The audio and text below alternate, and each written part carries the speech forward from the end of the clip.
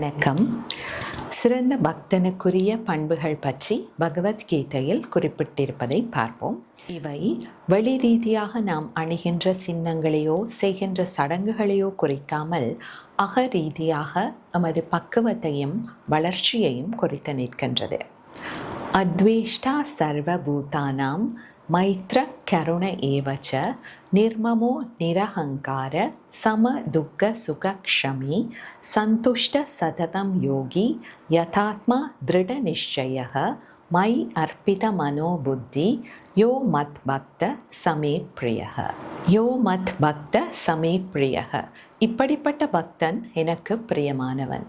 எப்படிப்பட்ட பக்தன் என்றால் அத்வேஷ்டா சர்வபூதானாம், எந்த ஒரு ஜீவராசிகளையும் வெறுத்து ஒதுக்காதவர்கள். அதாவது இந்த பக்தர் தன்னில் உழைகின்ற அதே இறை இயல்பை அனைத்து ஜீவராசிகளிலும் காண்பதனால் யாரையும் அவர் வெறுத்து ஒதுக்குவதில்லை.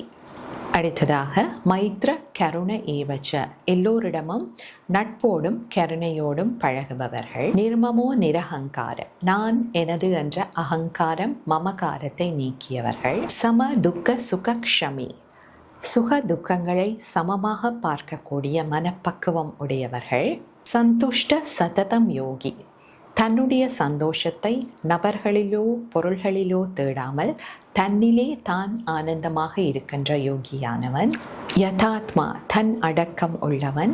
திருட நிச்சய மை அர்ப்பித மனோபுத்தி, திட நிச்சயமாக என்னிலே மன புத்தியை அர்ப்பணித்தவனாக செயலாற்றுகின்ற அந்த பக்தனானவன் எனக்கு மிகவும் பிரியமானவர் என்று கீதையில் குறிப்பிடப்பட்டிருக்கின்றது.